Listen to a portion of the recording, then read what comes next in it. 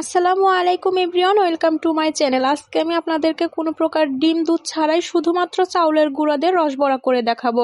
অবশ্যই সম্পূর্ণ ভিডিওতে আমার সাথেই থাকবেন, আশা করছি ভালো লাগবে। যদি ভালো লাগে অবশ্যই ভিডিওতে একটি লাইক দিয়ে চ্যানেলটিকে সাবস্ক্রাইব করে দিয়ে যাবেন। আজকে বেশি কথা বলবো না, সরাসরি চলুন রেসিপিতে যাওয়া যাক। আমি ভিডিওর শুরুতেই বলেছি যে আমি রসবড়াটা করব চাউলের গুঁড়ো দিয়ে, সেহেতু আপনারা বুঝতেই পারছেন যে এই রেসিপিটি আমি চাউলের গুঁড়ো দিয়ে করব। এই রেসিপিটি করার জন্য আমি নিয়ে নিয়েছি 1/2 কাপ পরিমাণ চাউলের গুঁড়ো এবং 1/4 কাপের 1 কাপ পরিমাণ বেসন, আর দিয়েছি 1/4 কাপের 1 কাপ পরিমাণ পানি। পানি কিন্তু আরেকটু লাগবে, তবে আমরা পুরোপুরি পানি দেব না। আমি সরাসরি ব্লেন্ডারে নিয়ে নিয়েছি, ব্লেন্ডারে নিয়ে ভালো করে ব্লেন্ডার করে নেব। যদি একটু শক্ত হয় বা ব্লেন্ড না হয় সেক্ষেত্রে একটু একটু করে পানি দিয়ে দেখে নেবেন। কনসিস্টেন্সি একদম পারফেক্ট রাখতে হবে, খুব বেশি ঘন বা খুব বেশি পাতলা করা যাবে না কিন্তু ব্যাটারটা।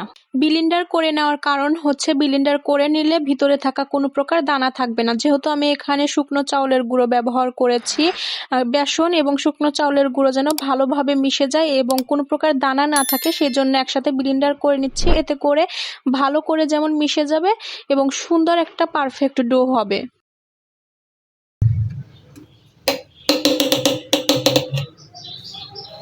আমি ব্লেন্ডার করে নামিয়ে নিয়েছি। ঘনত্ব দেখে নিশ্চয়ই বুঝতে পারছেন যে ব্যাটারের ঘনত্বটা কেমন হবে। এবার আমি ব্লেন্ডার থেকে এই ব্যাটারটা একটি বাটিতে ঢেলে নেব।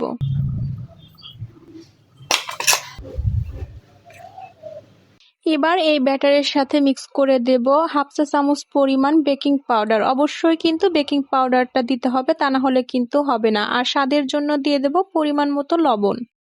বেকিং পাউডার এবং লবণ দিয়ে ভালো করে একটি কাঁটা চামচ দিয়ে মিশিয়ে নিচ্ছি। সবকিছু ভালোভাবে মেশানো হয়ে গেছে। এবার বড়াগুলোকে ভেজে নেব। তার আগে আমাদেরকে শিরা তৈরি করে নিতে হবে, কারণ এই বড়াগুলো কিন্তু খুব বেশি গরম শিরাতে দেওয়া যাবে না, হালকা কুসুম গরম শিরাতে দিতে হবে। এর জন্য প্রথমে শিরা তৈরি করে নেব। আমি শিরা তৈরির জন্য এখানে নিয়ে নিয়েছি 1/2 কাপ পরিমাণ চিনি এবং 1/2 কাপের একটু 1/3 কাপের 1 কাপ পরিমাণ পানি। পানি এবং চিনিটাকে ভালো করে জাল দিয়ে মিশিয়ে নেব। যখন চিনিটা একদম গলে যাবে হাতে একটুখানি শিরা নিয়ে দেখে নেবেন, একতারও হবে না, কিন্তু তার তৈরি করা যাবে না, চিটচিটে একটা ভাব থাকবে, আঠালো আঠালো। এরকম অবস্থায় চুলাটাকে বন্ধ করে শিরাটাকে নামিয়ে নিতে হবে। আর ফ্লেভারের জন্য অবশ্যই কিন্তু সাদা গোটা ব্যবহার করবেন। এবার বড়াগুলোকে ভেজে নেব। এর জন্য কড়াইতে তেল দিয়ে দিয়েছি। তেলটা যখন গরম হয়ে যাবে তখন একটি চামচ দিয়ে বড়াগুলোকে দিতে হবে। আমি এখানে নিয়েছি মেজারমেন্ট কাপের 4 চামচ। এই চামচে করে দিলে খুব সুন্দর গোল শেপ আসে। চামচটাকে ভালো করে গরম তেলে একবার ডুবিয়ে নিতে হবে। এরপরে বড়াগুলোকে তুলে তেলে ছেড়ে দিতে হবে। তেলের মাঝখানে একদম চামচটাকে ডুবিয়ে দিতে হবে, তাহলে খুব সুন্দর গোল আসে। আর দেখতেই পাচ্ছেন বড়াগুলো কিন্তু নিজে থেকেই ঘুরে যাচ্ছে, নিজে থেকেই উঠে আসছে। এগুলো কিন্তু নিজে থেকে উল্টে পাল্টে দিতে হবে না, আপনা আপনি উঠে আসবে। বড়াগুলো যখন তেলের মধ্যে আপনা আপনি উঠে এসে ভাসতে থাকবে তখন একটি খুন্তি দিয়ে একটু করে উল্টে দেবেন, তা না হলে কিন্তু এক পাশে লাল হয়ে যাবে, আরেক পাশে হবে না ভালো করে। এর জন্য একটু ঘুরিয়ে ঘুরিয়ে দেবেন, তাহলেই কিন্তু সুন্দরভাবে দুইটা পাশেই ভাজা হবে। আমার বড়াগুলো কিন্তু খুব সুন্দর ভাজা হয়ে গেছে, দেখতেই পাচ্ছেন। এর থেকে কিন্তু বেশি ভাজা যাবে না, তাহলে শক্ত হয়ে যাবে, ভালো করে শিরা ভিতরে প্রবেশ করবে না। সরাসরি তেল থেকে তুলে নিয়ে কিন্তু গরম গরম বড়াগুলো শিরার মধ্যে দিয়ে দিতে হবে। শিরার মধ্যে দিয়ে উল্টে পাল্টে দেবেন যেন সবগুলো বড়ার মধ্যে সুন্দরভাবে শিরা ঢুকে যায়। আমি কিন্তু শিরার মধ্যে আমার এই বড়াগুলো 20 মিনিট পর্যন্ত রেখেছিলাম।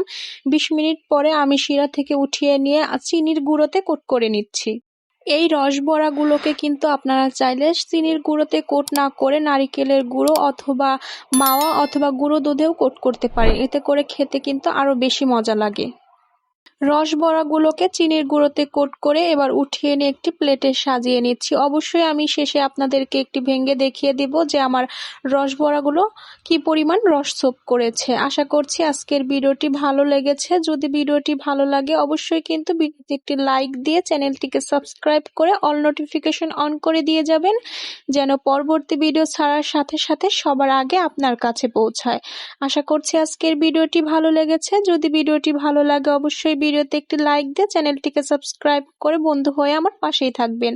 আজকের মতো ভিডিও এখানেই শেষ করছি। সকলেই ভালো থাকবেন, সুস্থ থাকবেন। আসসালামু আলাইকুম।